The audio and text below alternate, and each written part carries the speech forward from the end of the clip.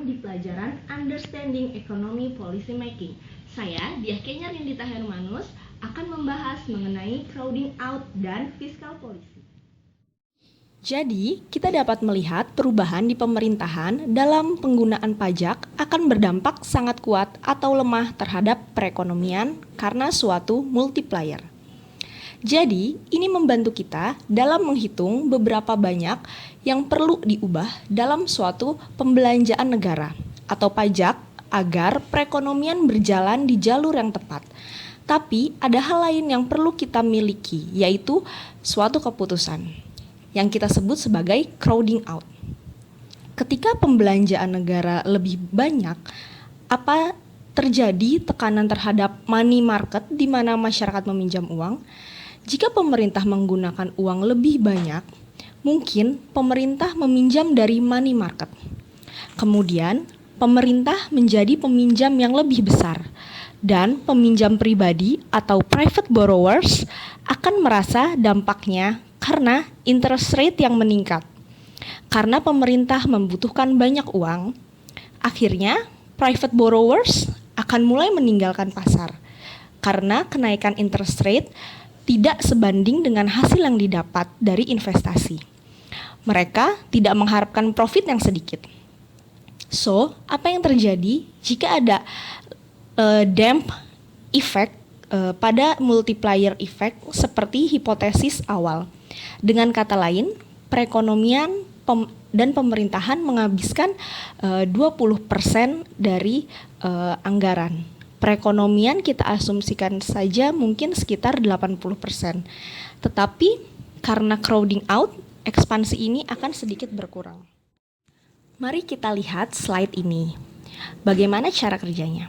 Di sebelah kiri saya adalah diagram market money. Sekarang kita tidak akan mengerjakan market money sampai kita mendapatkan kebijakan moneter. Tetapi Anda dapat melihat ini merupakan slide yang sangat simpel, yang menunjukkan diagram perbandingan supply dan demand. Kita mendapatkan jumlah uang dari garis horizontal, berapa banyak uang yang mengalir dalam suatu perekonomian. Dan kita pun mendapatkan nilai dari uang di garis vertikal dan interest rate. Dan kita melihat kurva permintaan yang menurun, seperti kurva demand pada umumnya, dan ini disebut kurva permintaan uang. Permintaan uang sangat ditentukan oleh semua orang di sekitar perekonomian. Jutaan konsumen memutuskan apakah mereka ingin meminjam uang atau apakah mereka ingin menabung. Semua keputusan ini ditentukan oleh kurva permintaan uang. Satu hal yang harus diingat bahwa GDP akan naik ketika pertumbuhan perekonomian kita membutuhkan uang yang lebih banyak untuk mendapatkan GDP tersebut. Jadi, kenaikan GDP akan menggeser kurva permintaan uang ke kanan luar. Dan penurunan GDP akan bergeser kurva permintaan uang ke kiri. Oke. Ingat bahwa permintaan uang bergerak atau pindah bersama perekonomian dengan pertumbuhan atau penyusutan ekonomi.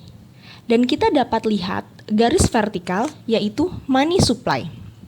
Karena kita sudah mempelajari kebijakan moneter, Anda akan lebih mudah mengerti mengapa kita membuat kurva ini vertikal. Tapi ingatlah bahwa Bank Sentral atau Bank Indonesia mencetak uang dengan jumlah yang banyak, sehingga uang yang beredar dalam perekonomian juga banyak. Dan uang tersebut tidak berpengaruh terhadap interest rate dalam gambar ini. So, ini hanyalah sebuah garis vertikal, oke? Sekarang dengan semua diagram supply dan demand yang kita miliki, lihat ketikan dua kurva bertemu satu dengan yang lain. Kita mendapatkan titik equilibrium atau keseimbangan. Tidak ada perubahan atau variasi dalam jumlah uang karena ini dibuat vertikal.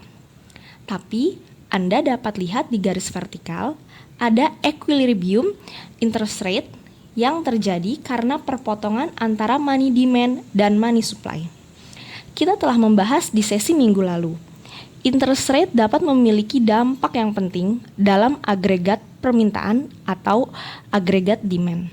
Ini dapat mempengaruhi investasi ke tingkat yang lebih rendah, yaitu konsumsi. Oke, kita dapat melihat money market ada di sebelah kiri, dan di sebelah kanan dapat kita sebut the real economy. Ini bukan hanya interest rate yang ditentukan, tetapi actual price dan quantity. Untuk membuat ini menjadi lebih mudah, saya akan membuat kurva agregat demand.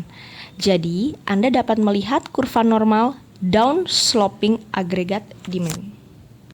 Sekarang, mari kita lihat gambar dan kita tetapkan ekspansi kebijakan fiskal.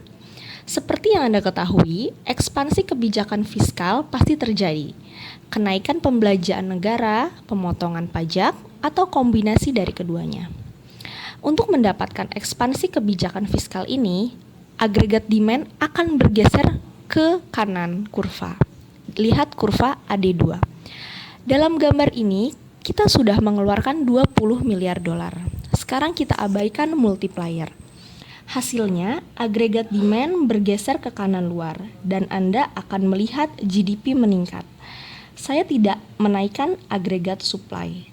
Tapi Anda sudah tahu karena Anda telah memiliki pengalaman yang cukup sekarang bahwa Anda mengetahui agregat demand dan agregat supply berpotongan pada nilai GDP yang lebih tinggi dengan harga yang lebih tinggi juga. Apa dampak yang akan dihasilkan dari tindakan tersebut di pasar uang? Jika kita berbicara mengenai money market, money demand bergantung pada GDP. Kurva money demand yang berada di sebelah kiri kita akan bergerak ke kanan luar.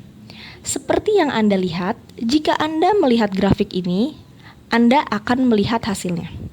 Money demand pindah ke kanan luar. Sekarang lihatlah garis merah MD2. Dan dapat kita lihat interest rate meningkat. Ini terjadi dengan sendirinya. Kita harus ingat pada sesi pertama bahwa ini terdesentralisasi sendirinya. Umumnya, perekonomian bergerak sendiri di mana orang-orang merespon. Oke, GDP meningkat. Pemerintah membutuhkan uang yang lebih banyak untuk membelinya. Money demand bergerak ke kanan. Mari kita lihat hasilnya.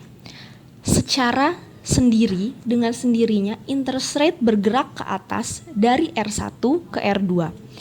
Karena di sana terdapat lebih banyak money relatif terhadap supply tetap. Sekarang, di saat interest rate naik dari sesi minggu lalu, bahwa akan ada dampak pada grafik sebelah kanan. Apa yang akan terjadi terhadap agregat demand? Baiklah, kurva ini bergerak sedikit turun ke kiri, lihat kurva AD3. Tetapi, ini tidak akan menghilangkan seluruh dampak pembelanjaan negara pemerintah atau pemotongan pajak. Tetapi, apa yang akan terjadi jika aktual agregat demand meningkat? Dan kita akan berpikir ini adalah masalah utama karena kenaikan interest rate. Pada grafik sebelah kiri, pengurangan investasi tidak akan berpengaruh besar. Oke, mari kita rangkum lagi dari awal sesi hari ini. Saya sangat senang apabila Anda mau menggambar grafik-grafik ini agar Anda memahami dengan sungguh-sungguh. Hal pertama yang terjadi bila pembelanjaan negara meningkat, agregat demand bergerak ke kanan, sesuai dengan penambahan dalam pembelanjaan negara.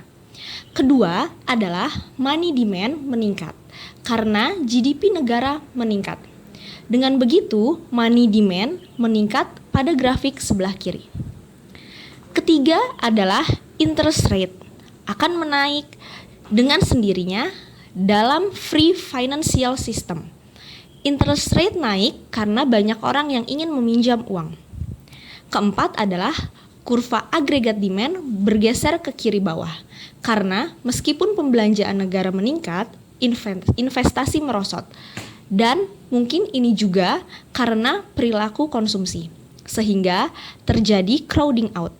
Ketika pemerintah bergerak, ini menimbulkan crowding out di private sector. Dan dampak yang terjadi akan lebih kecil dari yang sudah kita antisipasi. Jadi, jika kita letakkan gambar ini secara bersamaan, kita dapat melihat berapa banyak program pembelanjaan negara akan berdampak kepada GDP. Yang perlu diketahui pertama adalah multiplier. Kita telah membahas simple multiplier. Sebenarnya kita harus membuat ini menjadi lebih rumit. Tapi kita dapat menjelaskan multiplier berkolerasi dengan ekonomi agar kita mengetahui seberapa besar pengaruh pembelanjaan negara akan berdampak terhadap GDP. Kenyataannya, akhir-akhir ini banyak perdebatan tentang multiplier. IMF melaporkan awal tahun ini tentang beberapa proyeksi ekonomi global dan pengaplikasiannya terhadap multiplier.